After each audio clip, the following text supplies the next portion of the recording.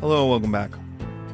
My name is Dr. Christopher Gennari, and in this episode, we do warfare and the Greek world. We're not going to do the particular wars, the Persian Wars, the Peloponnesian Wars. We're going to do the more general concept, the army of the Greek poli, the development of citizen soldiers, and, well, how do Greeks fight, and how does the way they fight affect the rest of Western history, European history after it. So we start with geography, as we left off with. The Greeks are a poor people in a mountainous country.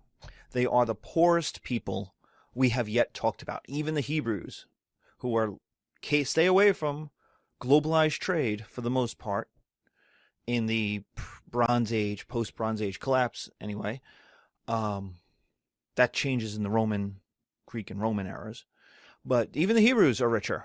They're closer to Egypt. They have ties to Babylon. The Greeks, on the other hand, are a bunch of hillbillies living in the mountains. Nobody takes them seriously. Not the Persians, not the Egyptians.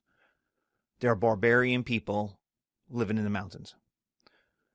So can they have a chariot like all the other rich people? And the answer is no. They don't have the money for chariots to start with. 2, they live in mountains, so they don't have the flat land for chariots to work in. And 3, they don't have the flat land or the large farms to raise the horses. So no chariots. Well, what about mercenaries? Let's hire a bunch of professional, military, experienced men who know how to kill people. No. They're too expensive. Mercenaries have a skill, and that skill is fairly rare, especially in the ancient world. And so they can sell their skills off to a high bidder, and the high bidders are going to be the rich civilizations of the Middle East: Egypt, Babylon, Lydia, Persia. Why would I go work for the Greeks when I could go work for the king of Persia? I could go work for Cyrus. And so we can't hire mercenaries. We don't have any money.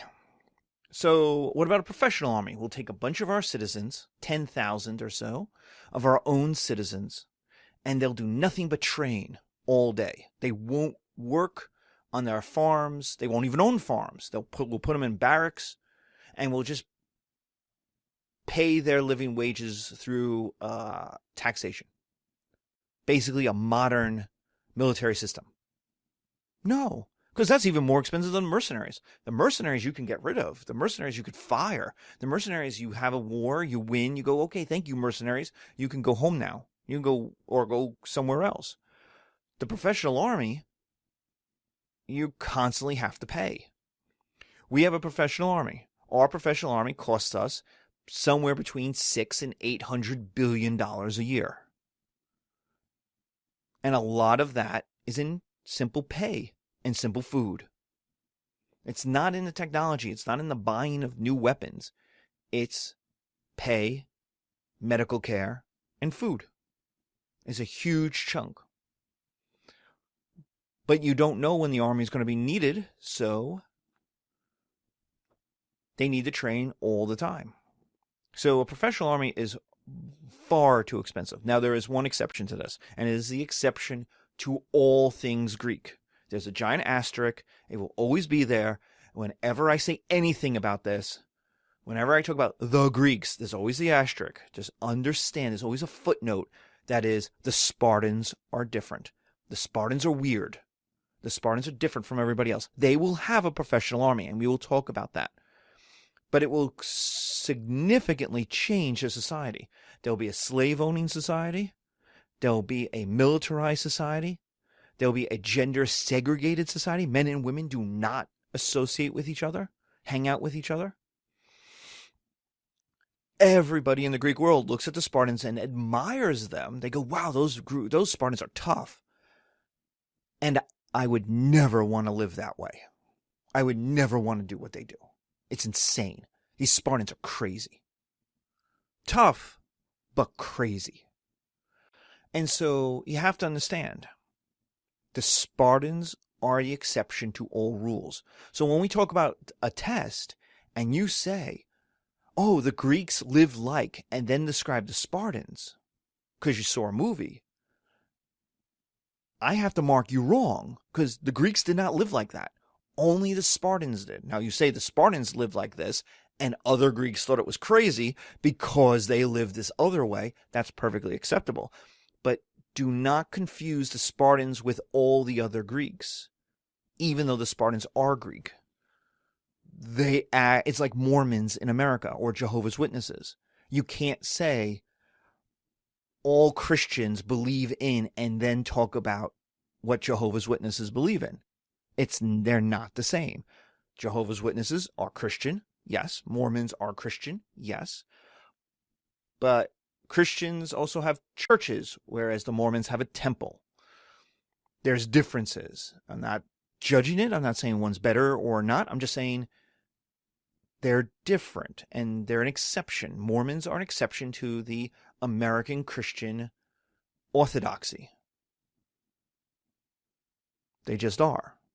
So to say Mormons live like, perfectly acceptable. To say Americans live like and then describe Mormons is different. And that's what we're saying. The Spartans are that, or the Mormon, the Jehovah's Witness exception. So what do they create? Well, they create the Phalanx. Why? Because the only people who are left to fight are the farmers. Now, I know what you're saying. I know what you're thinking. I hope I know what you're thinking. Professor, farmers farm. They don't fight. I got all the F's. Right there. Farmers farm. They don't fight. Got it. Fishes are friends, not food. I'm with you. And you said they don't fight. So now you're saying they fight. And I'm saying yes. The Greeks are going to take farmers and turn them into fighters. Not professional fighters. So what does that tell you about Greek warfare? The first thing is, it's short. A Greek war is one day. It's a weekend. It's one big battle. It's a big battle. It has a lot of people fighting in it. A lot of people are going to be killed in it. But at the end of the battle, the war is essentially over. One side has won. One side has lost. They make a peace treaty, and they go on with their lives. They go back to farming. There is a scene that I like in Deadwood, the HBO show Deadwood, which is 15 years old or 10 years old at this point. It's in the first episode of the second season, when the two main characters, the good guy, the main good guy and the main bad guy, the antagonist and the protagonist, get into a fist fight. They have had enough. They've been at each other's throats the entire first season. The second season has started, and it's going to boil. Boom. And they're going to fight. And they fight. And it's this huge fight. Basically, it's a draw. Both sides are bloodied. They go back to their corners. And in comes a third character, who is more or less aligned with the bad guy. And people come up to him, and they go, What happened? What happened? And he goes, it was like some great Greek battle. And it was such a great reference, because that is exactly how it's described. It's this pushing and shoving and stabbing and this collision. There's nothing elegant about it. But it was very violent, and it was over quickly. A Greek war lasted for about a weekend. Now, when we get to the Peloponnesian War, we're going to see that is different. So the farmers could take the time. Why? Because it's not that much time. They plant in the spring, then June, July happens, and they get their spear, and they walk up into town, and they go, okay, who are we fighting? Because we're going to fight somebody. Why? Because we're poor, and the people over the mountains are poor, and the people on the other side of the other mountains are poor, and we all want stuff. And oh, look, we discovered a gold mine in the mountains between our town and the next town over. Our town and Doug's town. Dougie Doug. And guess what Dougie Doug wants to do? Dougie Doug wants that gold mine too, because that much gold will change their lives. So I want the gold mine. Dougie wants the gold mine. So what are we going to do? We're going to throw down like Bobby Flay, and we're going to fight over it. So we're going to get our guys together. We're going to get some sharp sticks. We're going to find a flat piece of earth, because nobody wants to be fighting uphill or downhill. Right? The side that's uphill is always going to have the advantage. So we're going to find a flat place. And for a day, we're going to run into each other and whack each other and try to murder each other. And then one side is going to run away, and the other side is going to stand there and laugh and cheer and erect a trophy, a symbol saying, we've won, and then we're going to wait. Now you may think that's weird, but remember, there's all these dead people. And the idea is the people who lost are going to want to bury their friends, their family, their husbands, their sons. And so representatives will come up and go, look, fine, you won. Can we have the bodies back? And what is my side going to say? My side's going to say, of course you can have your bodies back, if you agree that we won and we get the gold mine. And their side will say, okay, we agree to that, but not forever, for 5 years. In 5 years, we reserve the right to fight you again. And we say, of course, of course, of course. You know, because the idea is you never sign a peace treaty forever. Of course you're going to fight. Sooner or later, you're going to want the gold, or there's going to be another gold mine or a silver mine, or there's going to be something, and you're going to fight. And so since these were also religious, like we were going to bring in the gods of war, we're going to bring in the gods of peace, we're going to have a whole religious ceremony to the gods saying, I promise to keep the peace. No one wants to break that to the gods, because remember, we're poor and living in mountains. Nobody wants the gods mad at you. And so we make a deadline on it. We say 5 years, because I can wait 5 years to fight you again. That's not a problem.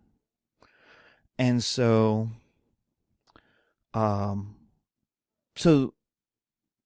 Greek warfare is quick. And then we won. We get what we wanted. We signed the peace treaty. We write it down. Both sides get it. We erect it in stone in the middle of town so that everybody knows. And then my farmers go back to farming. It took them a weekend. You know, we camped most of it. It was kind of cool. It was a fun time out. Now, what happens over time is people realize, well, just slamming away at each other isn't going to work, because what do farmers do? Farmers run away. Why would farmers run away? Well, farmers run away because they're facing 10,000 people who want to kill them. And it's the right thing to do to run away. Like, we have this idea of like cowards and whatnot. Your body says, am I likely to die? Yes, I'm out of here. I don't want to be here. I'm out. It's fight or flight. And if you don't have to fight, you flee. And 10,000 pointy sticks wanting to stab you in the face is a reason to flee. You are right to run away. You are not a professional soldier. These are farmers.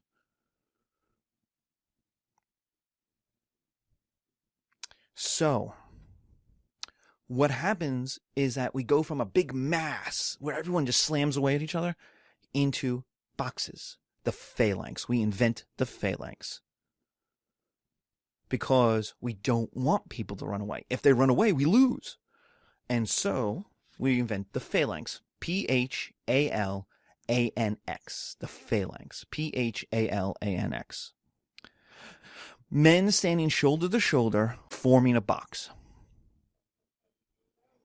Why? Well, if you're looking at the video, if you're in a box, if you're in the middle of the box, you can't run away. The only people who can run away are in the front or in the back. And we'll talk about that in a second. Why these guys won't run away. So where do we put our newest people? We put them in the middle, where you can't turn. You got a person to your left. You got a person to your right. You got a person in front of you. You're practically breathing on their neck. You got a person behind you breathing on your neck. So you can't turn. You can only move forward, and only when the rest of the group moves forward. Kind of like an elementary school class on their way to art class. And they're walking the hallway, and they're on the edge of the wall, and it's this big long line of like 30 kids. And what happens when the first kid stops? By the end, they're all bumping into each other. Ah, he's bumping into me. He's touching me. And this is kind of how Greek warfare works. So you put the youngest guys, your 16, 17, 18-year-olds, 22-year-olds, in the middle. Why? Because they're the most likely to run away. They've never been in a battle before. They don't know what it's like. So we put them in the middle. They can't even see. You got a guy in front of you. You can't even see the guy's trying to kill you. So you're not afraid. So where do we put our most experienced troops? The guys who have done the most fighting? Obviously, we put them in the back. Wait, what? Wouldn't you put your most experienced fighters in the front? No, because the goal, there's not a lot of individual fighting. You're in a box. You can't swing your arms. The goal of the phalanx is to keep people from running away. And so you take your most experienced guys and put them in the back because they're the people who can run away. And so you put your most experienced guys in the back because they're the least likely to run away. Also, when the collision happens between phalanxes, they're going to put their shields in the back of the guy in front of them and push the entire phalanx forward. So they're the engine. They're the momentum of the phalanx. So they have to have the most moral resolve.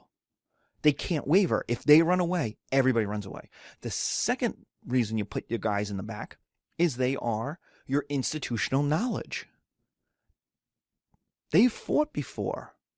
There's a famous scene in the Peloponnesian War where the Athenians are going to fight the Thebans. And the young men, Thucydides tells us the young men are the Athenian young men are nervous because the Thebans have a reputation as good soldiers next to the Spartans. Like the Spartans are clearly the best. And then there's the Athenians and the Thebans. And so the Thebans are good. The Thebans can fight. Thebans don't run away. The Spartans never run away. But the Thebans usually don't run away. And we'll see this with the sacred band against Alexander. Alexander will obliterate Thebes, and he'll have to murder their entire army to do so. So, because they didn't run away. So he just butchers them all. So the young men of Athens are worried. And they're like, oh my God, we're fighting the Thebans? I didn't know we were going to fight the Thebans. And the guys in the back are like, don't worry about it. They're shouting to the guys in the front and in the middle. Don't worry about it. We fought them 20 years ago and we kicked their butts. They're a bunch of wimps. They run away. I know they have a reputation. Oh, please. I've seen Thebans. They're easy to beat. It'll be easy. And so you got this shouting from the back of confidence, of knowledge. Don't fight. Keep together. Don't worry. Don't run away. We're in this. We've beaten these guys 5 times before. So then who's in the front? Well, the guys who are in the front are the guys who want to be in the front. They volunteer to be in the front. Why? Because the guys in the middle get no glory for being in the middle. Because what happens after a battle? So after a battle, I've described it. You win. You put up the trophy. The smart dudes negotiate. They write it all out. And they tell you, okay, let's go back to town. Am I going to go back to work? I'm not going to go back to work. I just won a battle. And so what are we going to do? We're going to go drink. We're going to get drunk. We're going to have a good time. We're going to tell stories. But here's the problem. What stories do I have? I was in the middle. I didn't fight anybody. I didn't stab anybody. I didn't even see anybody. I got pushed from the guy behind me, and I pushed the guy in front of me. So I have no stories to impress either other guys or, more importantly, women. And if you don't think men fight to impress women, well, then I don't know what to tell you, because men fight to impress women. It's how sports works. Yes, it just is. Men use war as a symbol of virility. Look at how good I am on the battlefield. I'm awesome. And so, if I'm awesome at war, I'm awesome at other things. And the guys in the middle have nothing to brag about. Meanwhile, the guys in the front are sitting there and they're drinking and they're carousing and they got 3, 4 women each and they're hanging on every word and like, oh, and then I stabbed this guy right in the face and he was about to stab you, right? And I cut off his arm. He's like, oh yeah, you did that and that was awesome. But remember when you were turned around and you were about to get stabbed in the back and I killed the guy who was about to kill you? He's like, oh, you were awesome, man. And we drink up. And the ladies are like, wow, you're so amazing. We're like, yes, we are amazing, aren't we? Well, the young guys in the middle are looking at that with their little root beers going, I want to be that. Can I be that? Can I get a whiskey? No, you will have your root beer and like it. Okay. I want. And then someone will come up and what did you do? I got pushed. Well, that's not impressive. No, I guess not. I was there. Well, that's good. I'm going to go over there and hang out with the people who did stuff. Okay, thanks. So what about the guys with the most experience? What are they doing in the bar? What are they doing in the pub? Why aren't they in the front? Why are they still in the front? They get to brag. No. Why? Because they're married. Because the guys who are the most experienced are the older guys. Guys 25 to 35 years of age. Maybe up to 45 years of age. Right? So they've done it. They've been there. They've done that. So they're sitting at their own table. So while the young dudes with the root beers are like, oh, I wish someone would ask me what I did in the battle. And the guys in the front are like, oh, we did so much. We are awesome. The old dudes, who are, by old, I mean like 32, are sitting in the corner by themselves being like, look at these kids.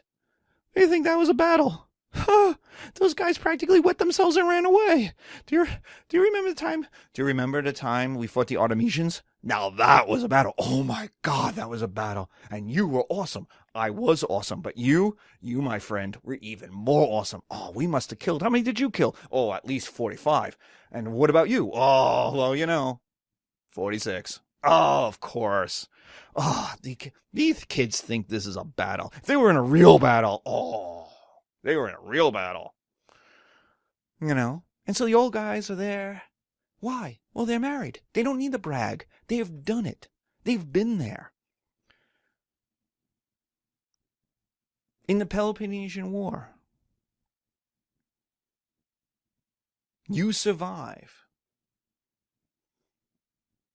You survive Delium. If you're an Athenian and you survive Delium, you don't. Where the Thebans ran through the Athenian army and butchered most of the men, and including almost Socrates. Socrates was in the battle. He was a soldier in the battle. He almost died, which means philosophy would have been radically different if he had. But if you survive Delium and you're standing there, you don't need to brag. You survived the equivalent of like Shiloh or the equivalent of like Guadalcanal. Like, you don't need to brag. You're like, okay, kids, that's nice. I was at Delium. You were at Delium? Yeah. I was in the 3rd row at Delium. Holy Jesus, man. Did you know he was at Delium? He was at Delium. It's amazing. Holy crap. Cheers. Cheers. Wow. That's the attitude. So, now what happens to the old guys? Well, they retire. They die or they retire, which means there's now space in the back. So what happens is the young men who want to be at the front because they want the glory get married, settle down, and they move to the back because now we need men in the back and we need experienced men in the back. So guys in the front move to the back. The guys in the middle want the glory, so they move to the front. And new men who are becoming 16, 17, 18 years of age enter into the middle. And you have this the Phalanx has this natural incorporation of male society running through it, from the youngest men to the eldest men. All men are important. One group does not insult the other group. Oh, well, there's the bragging rights part, but that's just men being men. That's old men being like, yeah, whatever, kids. And that's just the way it is. But that's experience versus youth, right? The enthusiasm of youth versus the wisdom of experience. And the enthusiasm of youth will always, be like, "Oh, whatever, old man." Well, the old man will always be like, "Oh, you kids don't know what it was really like back in the day." And so, but there's this natural progression. You go into the middle, you're there a couple years, you volunteer for a space in the front, you move up to the front, you get your glory, you get married, you move to the back. And then if you live long enough, you retire. And so it's a way for male society, from the youth all the way to old age, to be incorporated into the military unit.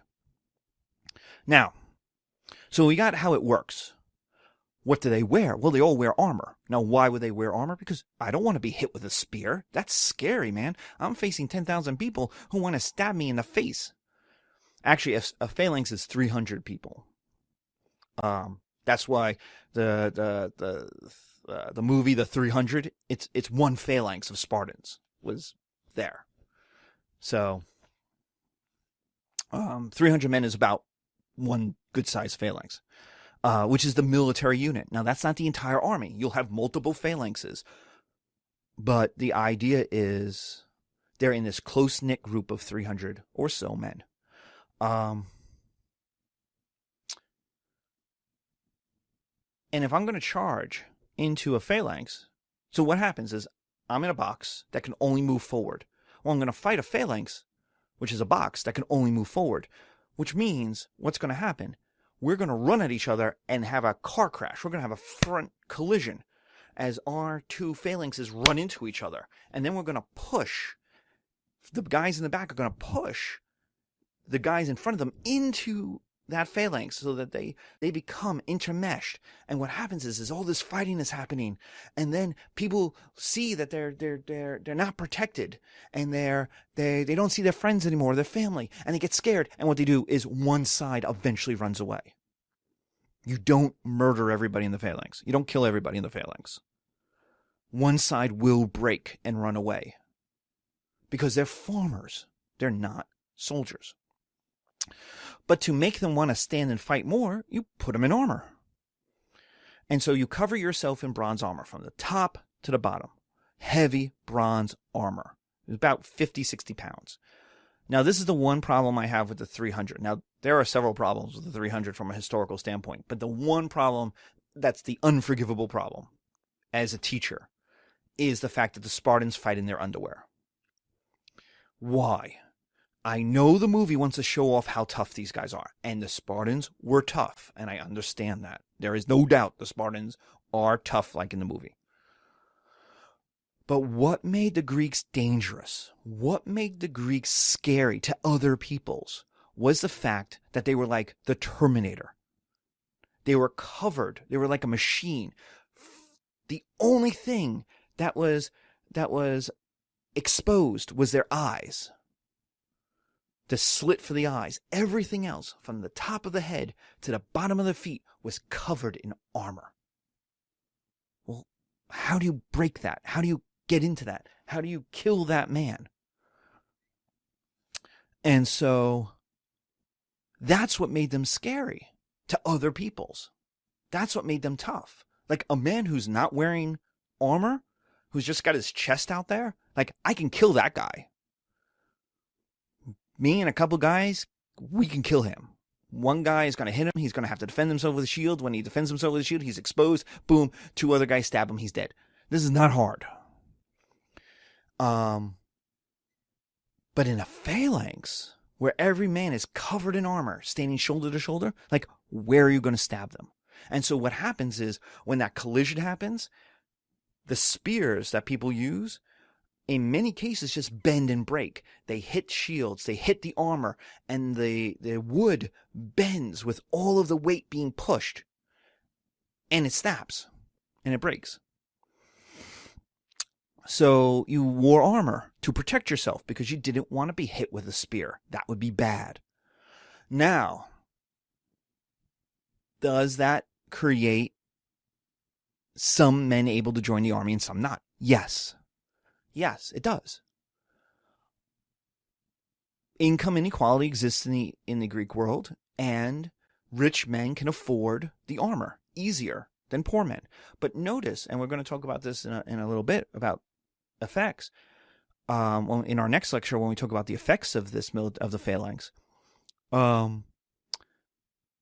It's like a car in the suburbs. It's what you'll save up for as a young man when you're working. It's what your parents will be like, son, here you go. Here's your present. You're 21 now. And you open it up and be like, oh, it's my bronze armor. I'll be like, yep, don't get killed all in the same place.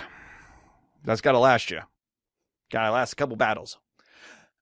Like, uncles and aunties and parents, like, it will be a major deal to get you that armor, because with that armor, you can be in the army. And if you're in the army, you're a man. Now, poor men who can't afford the armor will serve as well in the military forces.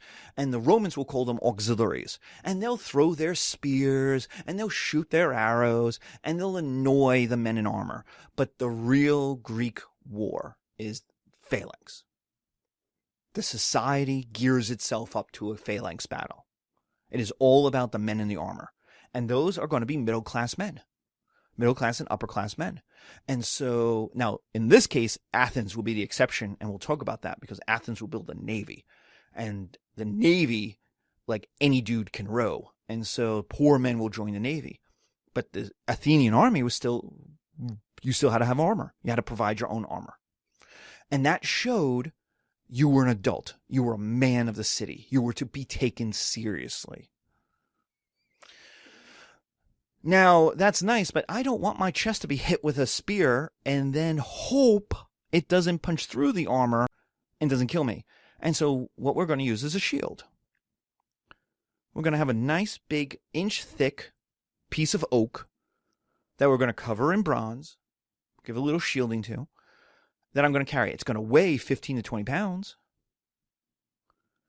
And so that's a problem, because a Greek battle is about half an hour to an hour long. If you're carrying a 20-pound object, go to the gym, pick up a 18.5-pound dumbbell, and then hold it out. And I'll give you about 30 seconds before your arm starts to go down. Why? Because your arm, your bicep, your tricep, your shoulder is not carrying that weight. Your wrist is. And your wrist is a weak muscle. And so what the Greeks realized, that if they just held their shield and protected themselves with it, from their eyes to their groin or their knees, very quickly, within a minute or two, suddenly their chin is exposed, then their neck is exposed, and they have to keep upping their shield. But it's heavy and getting heavier because it's gravity. So what the Greeks do is move the straps so that you put your arm through it. So instead of carrying it in your wrist like a kite shield in the Middle Ages, that tells you how long knights fought. In a battle with knights, it was about 30 seconds, if that. A couple of hits with the sword, and then one side or the other killed each other, and then you could put your arm down, and whew, and you go off and you chug off, and then another guy runs at you, and you put up your shield, and you fight again. And so you're doing 30 seconds and then a rest, 30 seconds and then a rest, 30 seconds and then a rest. Whereas in the phalanx, you don't get that rest. It's half an hour of pushing and shoving and being stabbed and stabbing. And so what they did was move the straps to the left, put your arm through it so that the shield rested on your shoulder. Now, so it's over your bicep, it's over your tricep, it's over your shoulder. So now, that 20 pounds, you could shoulder press that all day. Suddenly your back can carry that. That's easy enough. Your shoulders can carry that. You might be a little sore at the end of the day, but for half an hour, you could put, look at your backpacks and your shoulder bags and your messenger bags, and look at how much crap you put in those and how heavy those can get. That's what we're talking about. And you do that all day. Male deliverers have a 20, 30, 40 pound pack, and they're all shoulder bags. So they can do that. You can do it for half an hour. Now, but what that does is mean the shield no longer protects you. but protects half of you, the left half of you, but it also protects the right half of the person next to you. And that's important. You are literally, like we talked today about the modern army, and this, you fight for the man next to you, you fight for the person next to you, and that's metaphorical. In the Greek world, you literally fought to defend the person next to you. If you ran away, the person next to you was exposed. And that's why the general was in the front row on the right side, in the right corner. Why? Because he was the most exposed person on the battlefield. And he led by example. The only command you can give is forward. That's it. So you lead by example. So no Spartan general survived a defeat for 700 years. Like, if the Spartans lost a battle, and that was fairly rare, but they do, when they do, Spartan generals die fighting. Like Leonidas at Thermopylae. You don't survive that battle because you lead from the front. You're exposed. So, your shield literally covers the man next to you. So what do the Greeks do? The Greeks aren't stupid. So what do? They put people next to each other that care about each other. They put fathers next to sons, brothers next to brothers, because I know if I come home from a battle and I'm like, hey, Mom, how are you? She's going to turn to me and go, where's your brother? Oh, he's back at the battle. You go back there and get him. Leave him. And the Spartans and the Thebans go even further. And they were willing to put male homosexual lovers next to each other.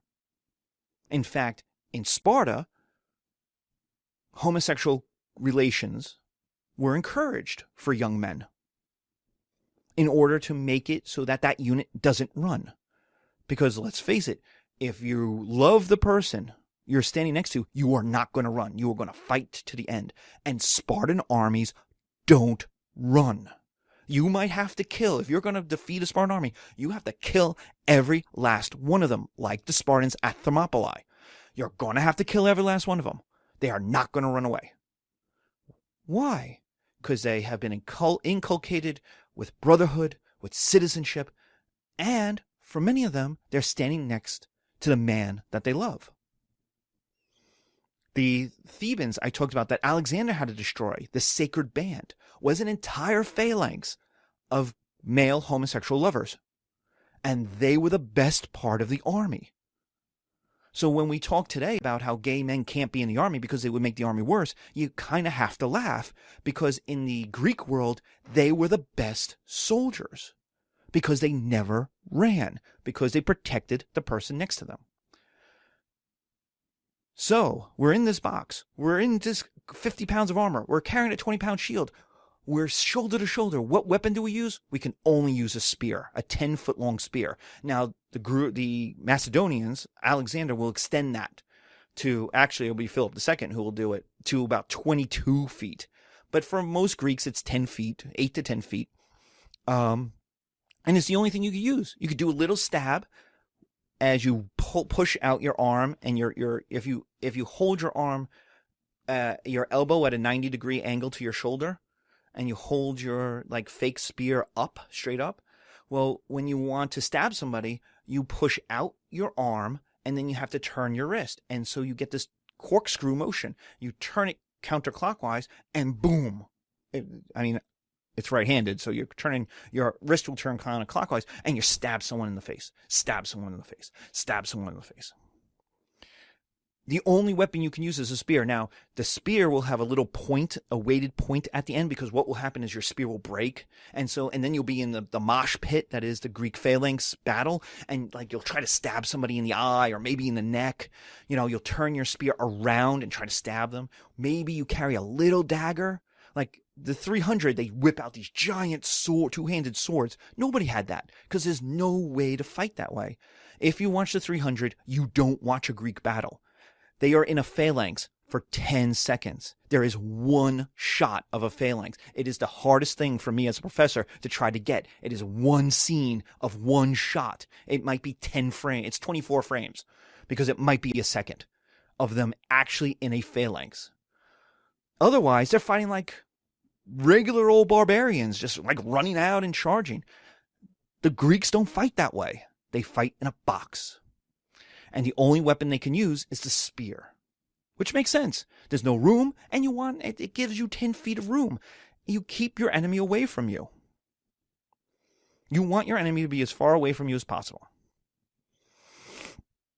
And so what's the effect of this? The effect is it allows untrained footmen to stand, fight, and survive. That's very different from Middle Eastern armies. That's the big thing.